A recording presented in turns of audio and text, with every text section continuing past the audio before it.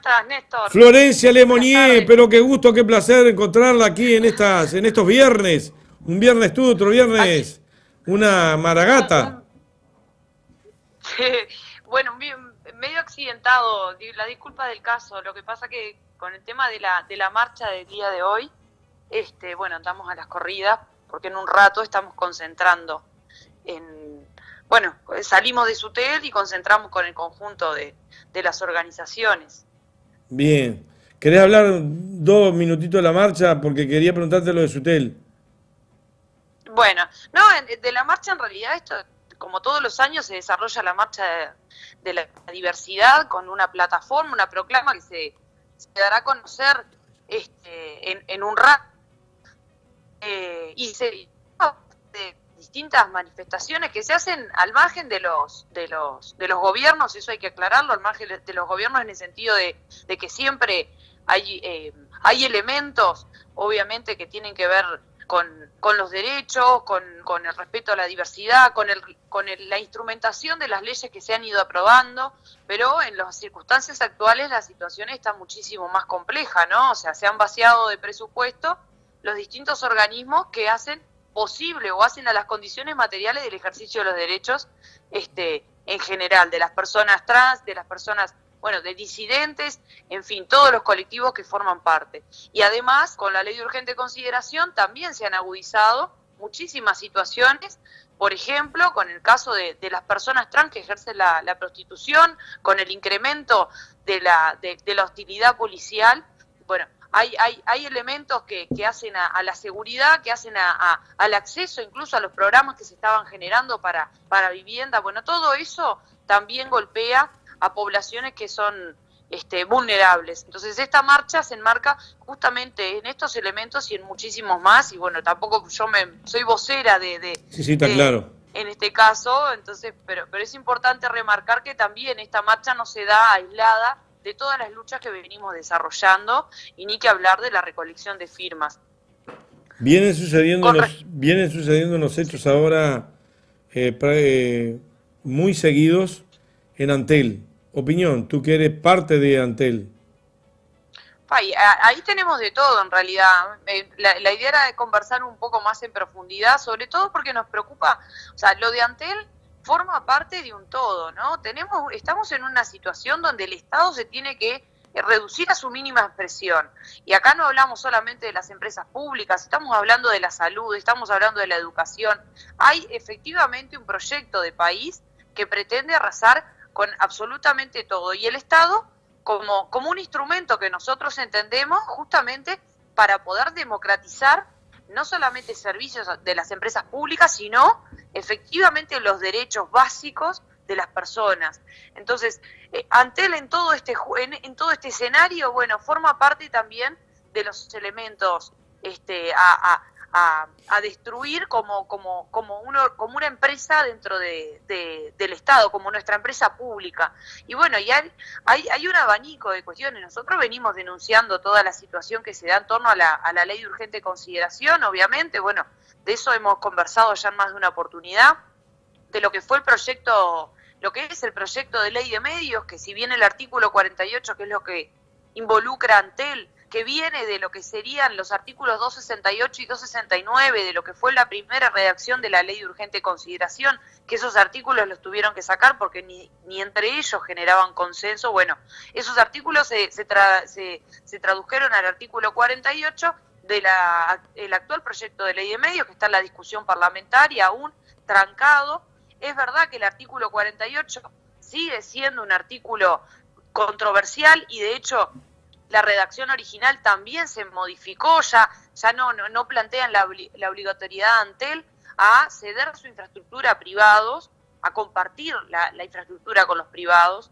Pero bueno, después tenemos la ley de presupuesto que claramente es una asfixia, además de todo lo que tiene que ver con lo salarial y demás. Bueno, las pautas que están definidas para los presupuestos para las empresas públicas son también muy inferiores a las necesidades de estas empresas públicas. Y en el caso de Antel, bueno, el ejemplo más grande es la empresa que te salvó las comunicaciones en el país en plena crisis sanitaria, en pleno aislamiento, vos en vez de fortalecerla con el presupuesto adecuado, se lo recortás.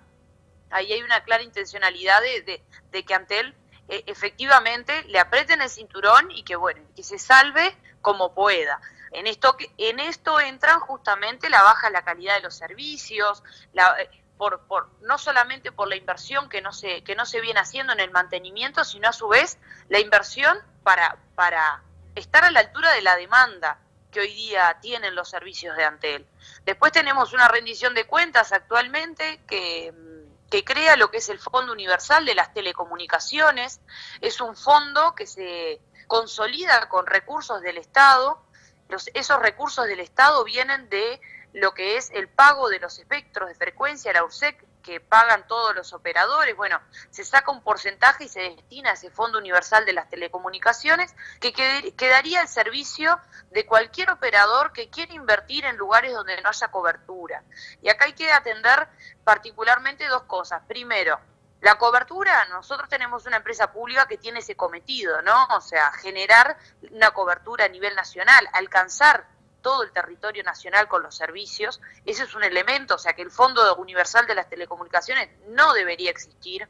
El segundo elemento es una redacción sumamente ambigua que habla de cobertura a nivel nacional, no está explicitado dónde, qué lugares, porque incluso Antel ya tiene su compromiso proyectado culminar con la cobertura a nivel nacional para lo que sería el 2023, o sea que incluso deja demasiado abierto el abanico con una redacción que vuelvo a repetir, es muy ambigua en su alcance. Mañana hay una zona que se satura por el uso, ¿no? Vamos a pensar en una temporada, se satura en Punta del Este la cobertura. Ese es un escenario en el que pueden instalarse otros operadores o llevar adelante la inversión con los recursos del Estado. Estamos hablando de operadores privados. O sea, esa es la cuestión más medular del Fondo Universal de las Telecomunicaciones, que hoy forma parte de la rendición de cuentas. Son el artículo 160 y 161, eran el 153 y 154, y ahora con las distintas discusiones y las incorporaciones y modificaciones quedó traducido en eso. Entonces, eso es todo un escenario que nosotros venimos también diciendo, o sea, no es una sensación de sabotaje. Efectivamente, cuando vos tenés una empresa reconocida a nivel internacional, líder en el mercado, que tiene competencia, como es la telefonía móvil, no se entiende esta urgencia y necesidad de desmantelarla, porque en definitiva, utilizar la inversión que hizo Antel en beneficio de los privados, justamente esos privados que compiten con Antel y que pretenden competir en los negocios del futuro, en realidad es una intencionalidad directa, y no hay ningún informe hasta ahora que haya presentado el Poder Ejecutivo, el Ministerio de Industria, la URSEC, el directorio de Antel, alguien que diga, bueno, no, esto va a ser lo mejor para el país. ¿Por qué? Porque Antel va a recaudar más. No hay ninguna garantía de que Antel pueda estar mejor. O sea, al contrario, todos los diagnósticos, todos los análisis que se hacen son en detrimento de Antel. O sea, que Antel va a perder desde el punto de vista de los negocios actuales y de los negocios que se vienen. O sea, de consolidarse todas estas iniciativas, Antel queda muy mal parado para lo que es el negocio del futuro, que es el hogar inteligente, el Internet de las cosas, bueno, la profundización de lo que es la atención médica a través de la virtualidad, la educación también a distancia. Bueno, hay un sinfín de elementos que no solamente tienen que ver con lo rentable, con lo económico, con este negocio que es de todos los uruguayos y uruguayas, sino que también tiene que ver con la accesibilidad a los servicios después de las comunicaciones, de las telecomunicaciones. Entonces, y después tenemos, además de todo esto, tenemos un presidente de Antel que sale a la prensa sistemáticamente a hablar mal de la empresa que dirige. O sea, nosotros lo ridiculizamos un poco a través del ejemplo. Es como que mañana, no sé, el presidente de la Coca-Cola salga a la prensa y diga, no, porque la fábrica está ahí está llena de ratas, porque la Coca-Cola cada vez viene más fea, porque el plástico con que se hacen las botellas es tóxico, o sea, porque en definitiva ridiculizándolo bastante, termina siendo eso. En las últimas declaraciones, el presidente de Antel sale a decir que habían cosas o que Antel estaba atado con alambre.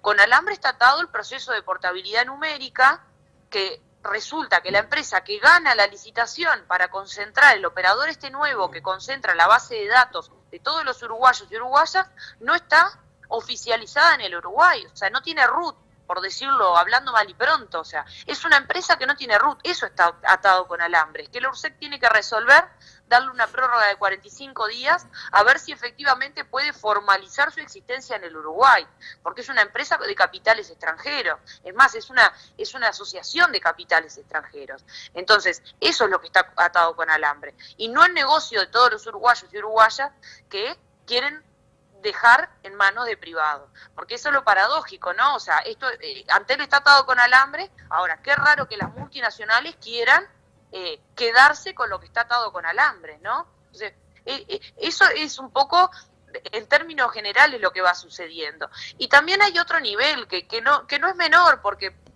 y no es por una cuestión de corporativistas ni nada, pero la realidad es que la estructura de Antel, el que Antel funcione, también tiene que ver con la estructura en la que formamos parte trabajadores y trabajadoras, y venimos en un deterioro de la negociación colectiva, donde incluso los trabajadores, expresando nuestras preocupaciones frente a este escenario, decimos, bueno, ¿qué papel vamos a jugar en todo esto? ¿Cómo se va a estructurar la empresa de cara a todo esto? La portabilidad numérica, además de desoír, ¿no? Toda la parte de desoír las firmas, porque la portabilidad es uno de los artículos que está dentro de los 135 que llevaríamos a referéndum. O sea, ¿qué papel, cómo se va a capacitar a los trabajadores y trabajadoras? ¿Cómo se va a instrumentar desde el punto de vista de los sistemas la portabilidad numérica en el funcionamiento de Antel? O sea, hay un abanico de elementos que en realidad lo que demuestran es que el único propósito, o la única preocupación o el único desvelo tiene que ver con dejar negocio multimillonario para nuestro país, que como yo me he dedicado en el último tiempo a leer un poco el origen de las empresas públicas, ¿no? Y lo paradójico es ver cómo algunas discusiones, o sea, más allá de que obviamente muchos compañeros o compañeras que hayan vivido los 90, que ya les ha tocado defender, porque antes ya no tocó defenderla una vez, hay discusiones que las remontás al 1900, ¿no? O sea, ¿y cuál era el objetivo de las empresas públicas? Democratizar los accesos, que todos los uruguayos y uruguayas tuvieron acceso a servicios que son esenciales, necesarios, y el otro elemento era evitar el drenaje de oro al exterior, ¿no? Entonces, en realidad acá cuando te remontás al origen de la empresa pública, te volvés a encontrar justamente con esta confrontación de concepciones, de que hay quienes creen que lo mejor que le puede pasar al Uruguay es que los privados exploten los recursos que tenemos nosotros, que son, porque la infraestructura es nuestra, porque la fibra óptica es nuestra, por lo tanto es un recurso nuestro. Entonces, hay quienes defienden que esos recursos tienen que ser explotados y tienen que terminar en 4 o 5 familias, o en la piscina que le va a hacer al hijo uno de los dueños de los grandes medios de comunicación, y hay otros que pensamos que estos recursos tienen que estar al servicio y tienen que seguir siendo de todos los uruguayos y uruguayas, y que estas ganancias tienen que quedar en el pueblo uruguayo. Entonces, esa en definitiva, más artículos, menos artículos, las iniciativas aisladas que a veces parecen como cuestiones muy circunstanciales, no, efectivamente terminan dibujando este escenario. O sea, el negocio es de todos y para todos, o el negocio va a ser de unos pocos para unos pocos. Esa en definitiva es el escenario, y bueno, no es una cuestión solamente para que le está sucediendo a Antel. Acá estamos explicando el escenario en que se desarrolla esto con Antel, pero obviamente que es la misma lógica que está sucediendo con el resto de las empresas públicas, con ANCAP, lo que sucede con la educación en un escenario de mercantilización brutal, lo que sucede con la salud. O sea, efectivamente es esta la disputa. Florencia, estamos redondeando. ¿Qué papel juega breve, porque sé que tenés que ir y además porque sigue la columna y nos reencontramos otros 15 días, pero ¿qué papel le tocaría jugar en este caso a la mujer con el tema de la LUC? ¿Cuántas cosas está perdiendo hoy con el avance de la LUC? Y bueno, en realidad el vaciamiento de presupuesto en todos los organismos, los programas, para llevar adelante incluso la ley de violencia basada en género, o sea, hay elementos específicos, ahora hay elementos que también, o sea, si yo me pongo a pensar del derecho a movilizarme, si yo me pongo a pensar del punto de vista represivo, bueno, las cárceles se están llenando de mujeres porque INAU se está llenando de gurises producto de que las penas han aumentado, pero de una forma descomunal. Una mujer que ingresa, que nadie está justificándolo, pero una mujer que ingresa, droga a través de su cuerpo en alguna cárcel, por más mínimo que sea, no estamos hablando de... puede tener 4 años de prisión y obviamente que no puede compartir, o sea, ese gurí, porque son mujeres jefas de hogar, esos niños están terminando en hogares de INAU y esa mujer queda 4 años privada de libertad. O sea, el problema también es cuáles son la justeza en términos de la regla así general. Mientras la mujer termina 4 años presa por este tipo de situaciones, los narcotraficantes, con 2 o 3 abogados, con suerte, tienen prisión domiciliaria, con mucha suerte. O sea, en realidad sería interesante hablar específicamente de cuál es el impacto de la LUC en las mujeres, pero en términos generales, hay cuestiones que son específicas, pero hay cuestiones que son generales, que así como nos afecta, o sea, lo que afecta a los trabajadores le afecta a las mujeres, lo que afecta desde el punto de vista punitivista afecta a las mujeres. Entonces, sería interesante, y bueno, ni que hablar que a los colectivos trans, estamos hablando a todas las disidencias. Bueno, en ese caso también el golpe es sumamente duro porque estamos hablando justamente de poblaciones muchísimo más vulnerables, donde necesitan un Estado muchísimo más presente que les permita, que les garantice derechos y que tenga condiciones materiales para que se puedan ejercer los derechos. Entonces, es muy amplio, pero bueno, me parece que como titular puede ser esto. Bien, nos vemos dentro de 15 días. Nos vemos entonces, Néstor. Un abrazo grande y perdón lo accidentado No, de la nada que ver. Gracias conversación. por estar, gracias por hacer el aguante. Dale, un abrazo grande. Un abrazo, chau, chau.